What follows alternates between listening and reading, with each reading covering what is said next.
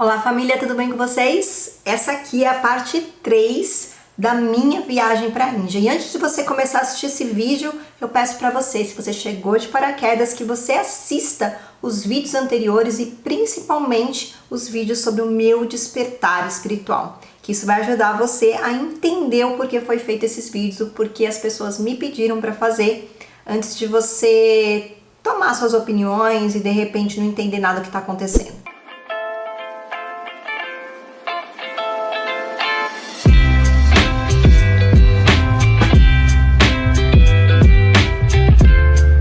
Bom, e aqui continuando a saga da minha viagem da Índia, parte 3. E antes da gente continuar, vou pedir só para você lembrar de se inscrever aqui no canal, de dar o seu joinha, beleza? E também de acionar o sininho para receber notificações de novos vídeos. Vou deixar também o meu link aqui do meu curso online, dos meus conteúdos gratuitos e também do meu Telegram para vocês acessarem. Eu parei lá no outro vídeo falando lá do processo dentro da universidade, dentro da Oneness University, que hoje é O&O Academy.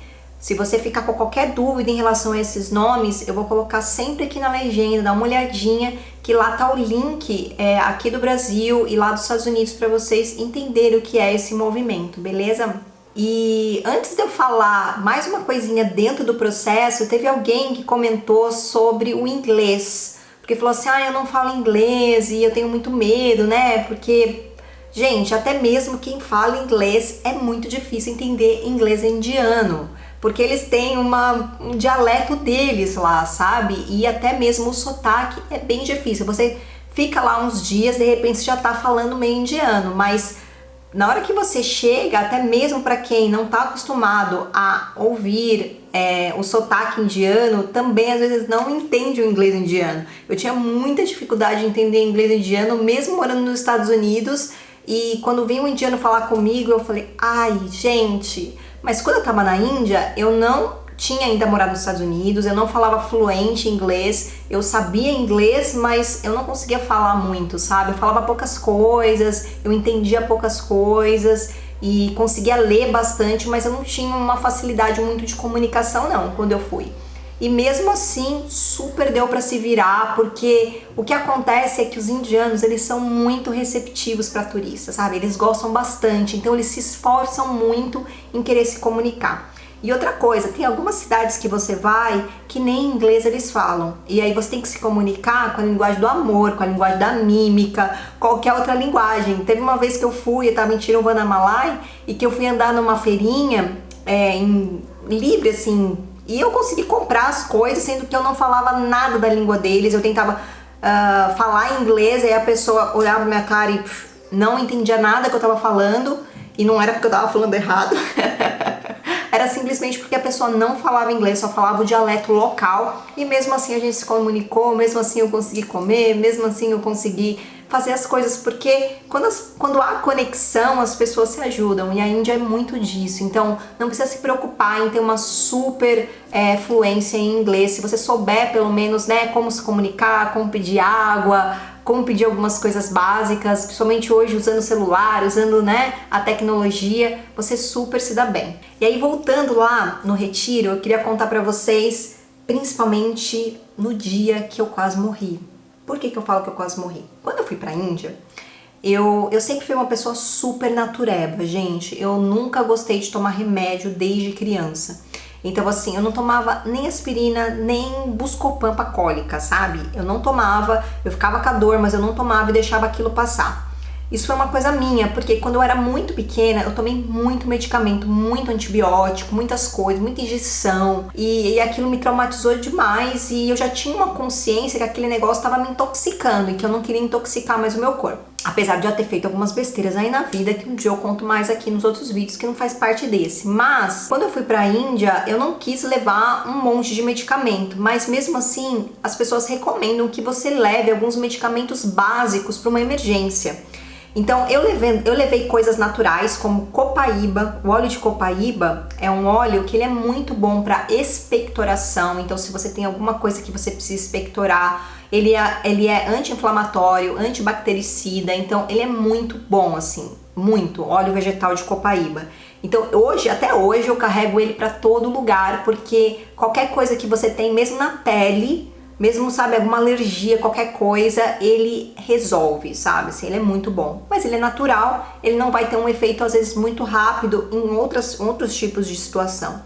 Eu lembro que, tipo, não quero fazer propaganda, mas eu levei, tipo, um Cataflã, assim, sabe? Uma coisa assim, eu nem me lembro, mas eu levei uns remédios básicos caso acontecesse alguma coisa, como também levei carvão ativado no caso se eu tivesse algum tipo de diarreia, alguma coisa que muitas pessoas falam que pode acontecer por causa da água e da alimentação, que às vezes, né, a gente não tá acostumado. Eu, como fui uma pessoa que eu quase às vezes não lavava as coisas, pego coisa do chão, eu não sou uma pessoa super com medo de germes, sabe? Acho que agora com a pandemia, né, que nós estamos vivendo nesse mundo 2020, quem viveu saberá o que eu tô falando, né? A gente tá mais com esses cuidados de álcool gel pra lá e tudo mais, mas eu nunca fui uma pessoa assim que eu não seja higiênica, gente, mas eu nunca fui uma pessoa que me importei muito, sabe? Assim, com esse tipo de coisa. Então, eu sinto que isso ajudou. Eu não tive nenhum tipo de diarreia lá, não tive nenhum problema, mas eu levei o carvão ativado.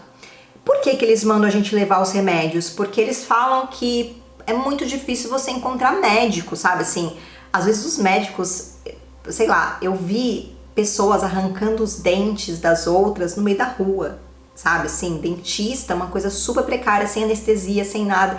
Então, assim, gente, se você precisar ficar doente na Índia, é legal que você tenha, de repente, como é que chama aquele negócio quando você faz na própria viagem, né? Aquele plano saúde lá, que eu até esqueci o nome, acho que se eu lembrar o nome, põe aqui no vídeo. Quando você faz na própria viagem, se você não tiver um convênio, alguma coisa que cubra a sua ida lá, porque vai ajudar você qualquer coisa pra te direcionar realmente para um hospital. E aí o que acontece é que já fazia muitos anos que eu não tinha dores de garganta. Eu desde criança tinha dores de garganta assim absurdas, gente, de ter que tomar antibiótico todo ano, sabe? E aí teve uma época da minha vida que quando eu comecei a tomar mais as rédeas da minha vida, quando eu tinha meus 20 e poucos anos assim, que eu não deixava tanto a influência dos meus pais, eu comecei a buscar alternativas naturais e foi aí que eu comecei a fazer tratamento homeopático. E a partir do momento que eu comecei a fazer o tratamento homeopático, eu nunca mais tive dor de garganta. Eu consegui realmente manter o meu corpo, pelo menos, sei lá, quando eu fui pra Índia já fazia uns 5 anos que eu não tinha uma dor de garganta. E às vezes tinha, claro, mas era bem esporádica, não era nada assim que era sempre, às vezes era 2 vezes por ano, sabe, que eu tinha. Depois eu conto um pouco melhor, porque é agora que eu vou contar. E aí agora que eu vou contar o que aconteceu. Eu estava lá na Índia, passando pelo processo, lá na universidade, e teve um dia que eu acordei assim, super gripada, resfriada, porque, enfim, a gente está em contato com um monte de gente de vários países. Só lá mesmo no local ali de escola, né, de palestras e tudo mais, tinha gente, muita gente da China, tinha muita gente da Europa, dos Estados Unidos, da África, de tudo quanto é lugar do mundo. Então é claro que você vai entrar em contato às vezes com um vírus que às vezes nem tá lá na Índia, mas que veio de alguém de lá, e eu acabei ficando gripada. E aí, até então, tudo bem, tô gripada é uma coisa, né, que você vai cuidando, só que aquilo veio pro meu rosto e me deu sinusite.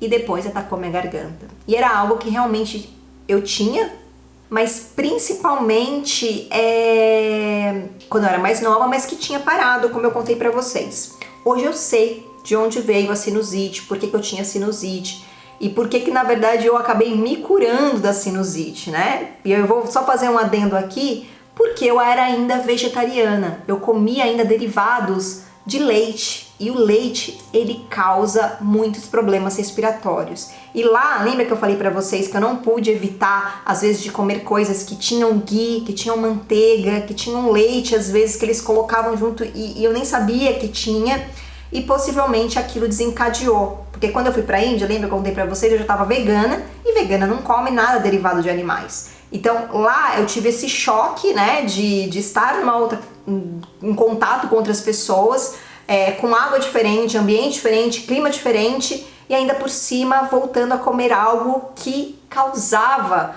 esses meus ataques de sinusite, que eram absurdos, e eu tinha que tomar antibiótico. Então fica a dica aí pra você, caso você tenha esse tipo de crise, que pode estar totalmente relacionado com o consumo de lactose, né, de laticínios. Eu comecei a ficar desesperada, porque aí me veio um medo da morte real, sabe? Eu falei, gente, eu vou morrer aqui na Índia, por quê? Porque eu tinha um médico que ficava lá dentro da universidade, só que ele só ia, acho que 2 vezes por semana.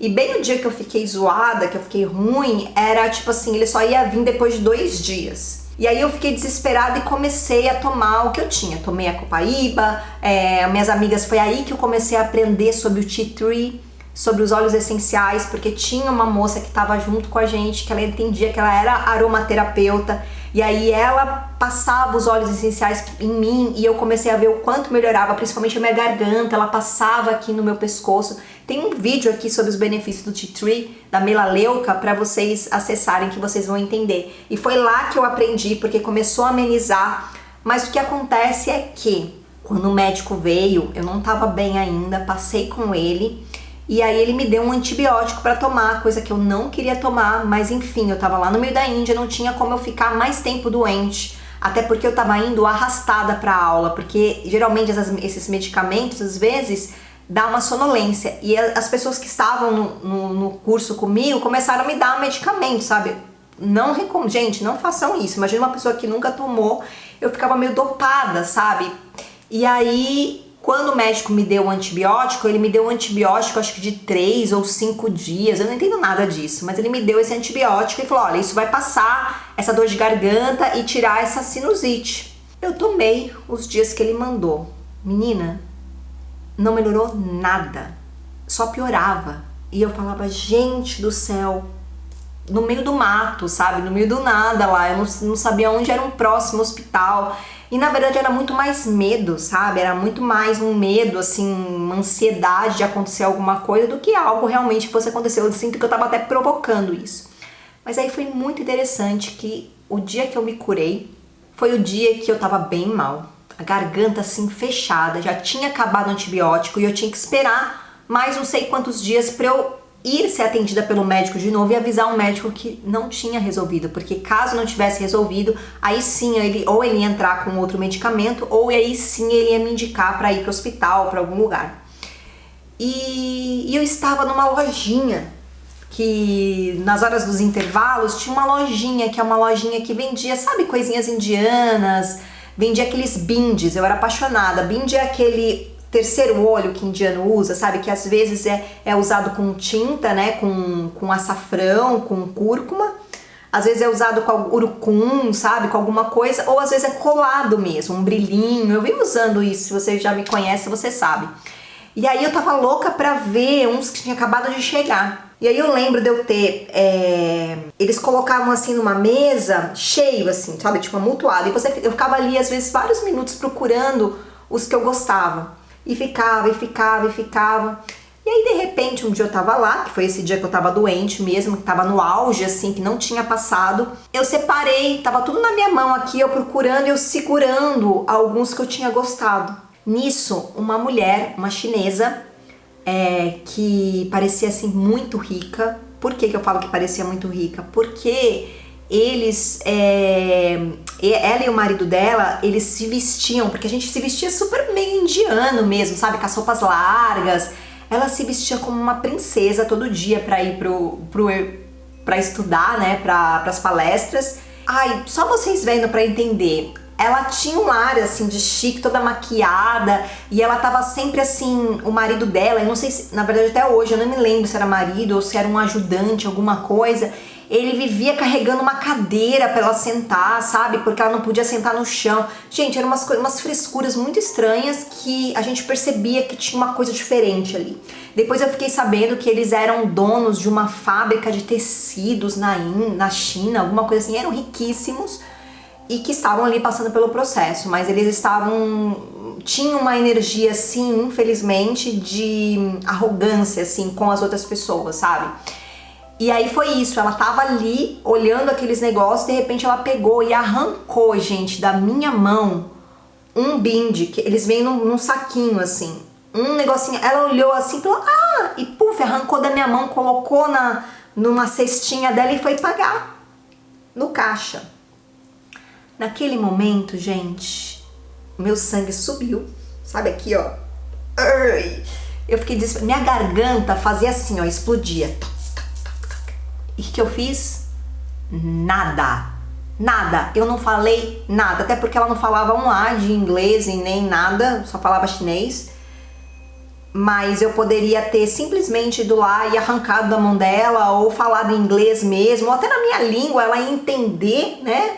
Só que ali me veio totalmente a minha consciência do quanto eu tinha processos com a minha comunicação. Eu tinha medo de não ser boazinha, principalmente naquele ambiente que era espiritual. Como assim eu vou agredir? Deixa, tá tudo bem ela pegar o negócio, isso é matéria. Que nada, lá dentro o negócio tava explodindo aqui, querendo bater na mulher, arrancar os cabelos dela, mas eu tava como?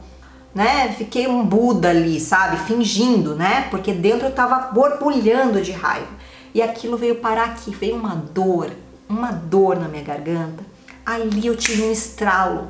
É isso. Eu não consigo comunicar aquilo que eu quero comunicar porque eu tenho medo de comunicar aquilo que eu quero me comunicar, porque eu tenho medo de não ser espiritual, de não ser amada, de parecer uma pessoa mal, sabe? Sei lá, coisas assim que me faziam reprimir a minha comunicação. Isso foi desde a minha infância, gente. Eu tive uma criação onde a minha mãe ela era bem brava, assim, sabe? Sempre foi muito brava, até hoje, Dona Angélica. E eu sempre fui muito bocuda, sabe? Assim, de falar o que eu sentia, do que eu queria falar e tudo. E eu fui sendo tolhida até mesmo porque muitas vezes eu falava coisa que não era pra ficar falando, né, gente? Às vezes eu abria a boca, né? Só que aquilo eu não entendia, porque ninguém me explicava, só falava não pra mim. Só mandava eu calar a boca, né? Não deixava com que eu expressasse até mesmo a minha criatividade. Eu, fazendo um adendo aqui, eu sinto que eu só curei, gente, desde aquele dia, que foi em 2013, eu nunca mais tive uma dor de garganta. Porque eu tive a consciência que eu estava reprimindo a minha expressão. Como eu falo pra vocês que toda doença, ela começa no emocional, e quando você entende a raiz, você começa a curar isso, é porque eu tô falando, né? Eu estudei sobre psicossomática depois disso, porque eu fiquei fascinada. Eu tive esse insight sozinha, eu nunca tinha estudado psicossomática, e foi um insight, sabe, assim, de olhar minha garganta, ver aquele momento, e sério, depois daquele episódio, eu não falei nada, eu não consegui me expressar, mas só de eu ter entendido de onde vinha aquilo lá, que era dessa falta de expressão, daquilo que eu tava sentindo, da minha raiva, não importa, né? A gente é muito reprimido da raiva, não é verdade? A gente não pode expressar nada. Uma criança, se expressar revolta, ela é tolhida, né? Não que isso é certo, mas tem que ser explicado e tem que saber canalizar essa raiva para que a criança possa entender que ela também pode expressar a raiva, ela só não pode machucar o outro, não é verdade? Mas assim, isso não é ensinado pra gente. Então a gente tolhe tudo isso. E a partir do momento que eu tive essa consciência, gente, eu me curei. No outro dia, eu acordei zerada, sem nada. Não precisei ir no médico, tudo sumiu. A sinusite já tinha melhorado com o antibiótico e com a copaíba, porque a copaíba começou a expectorar todo o muco, mas a garganta estava tinindo e realmente ela curou depois dessa percepção.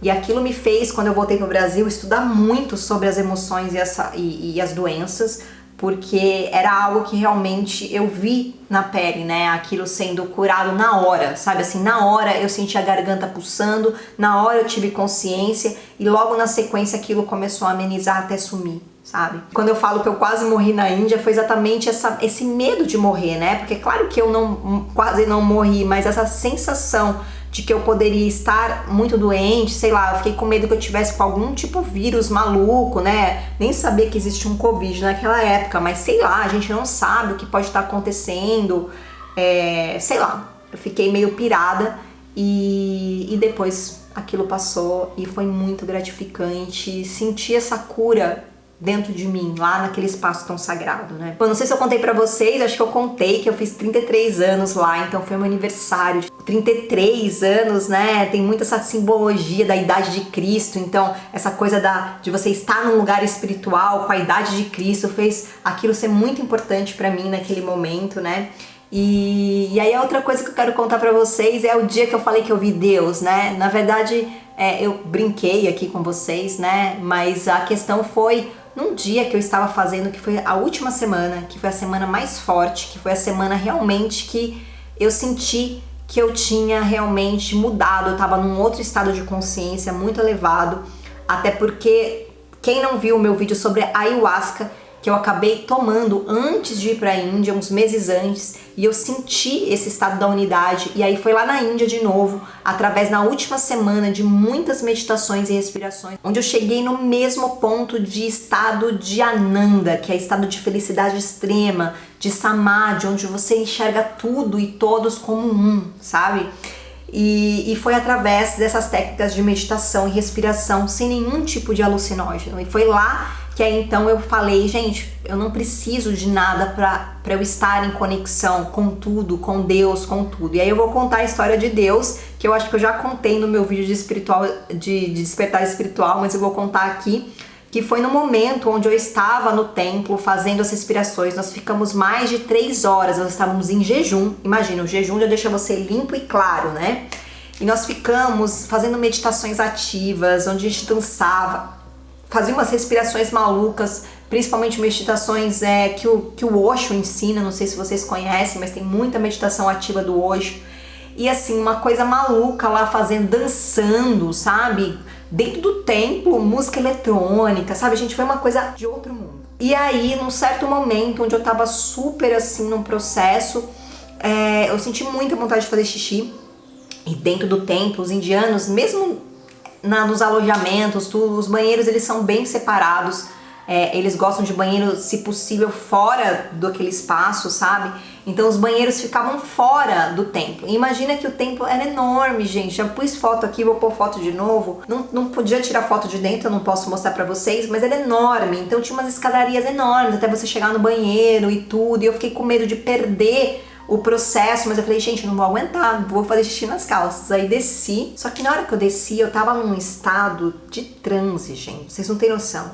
Tudo, eu me distraía com tudo, porque tudo era incrível, tudo brilhava, a lua, assim, era gigante, ela vinha, ela conversava comigo, eu fiquei assim, ó, vários minutos olhando pra lua, admirando, eu não pensava em nada, minha mente estava vazia. É o estado de não mente, né? O estado de Samadhi, que é esse estado de iluminação que a gente, seres humanos, é difícil a gente conseguir manter, né? Mas a gente pode chegar nesses estados, né? Nesses estágios. Eu vi a lua e eu só, sei lá, eu não tinha julgamento. Eu só admirava aquilo ali, como se eu nunca tivesse visto aquilo na minha vida. Então, assim, foi muito forte passar por aquilo. Eu vi as flores, pareciam as flores do filme Avatar, se vocês já viram. As flores brilhavam, sabe assim, gente? E eu fiquei assim... eu queria rolar na grama. Foi uma coisa, me distraí super até chegar no banheiro.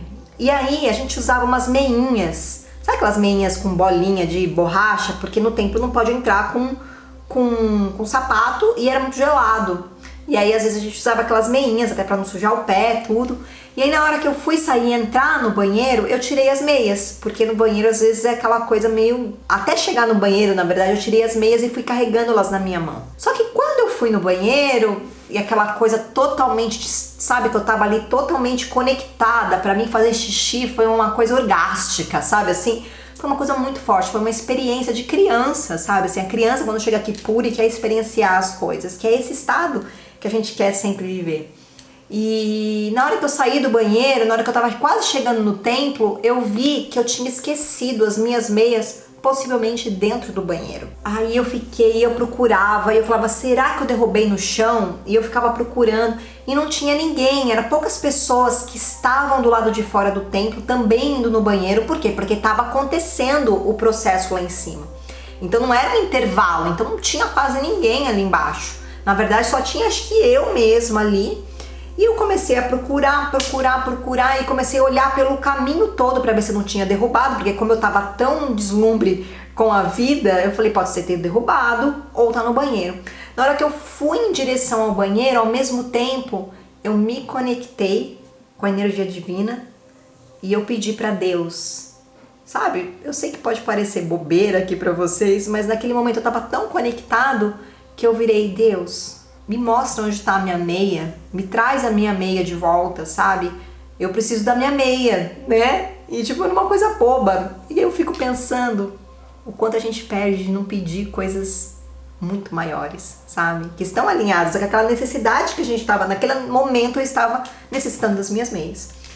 Gente, olha, é sério, eu juro por tudo que é mais sagrado. Me aparece um monge.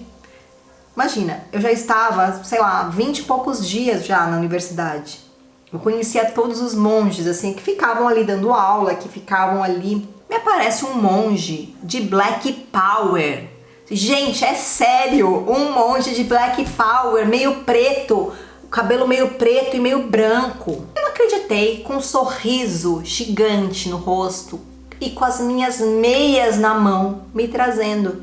Na verdade, naquele momento, eu nem julguei, eu só aceitei. Eu peguei aquela meia, agradeci, eu tava tão em estado de êxtase com aquele homem ali, totalmente exótico, surreal de estar ali, sabe?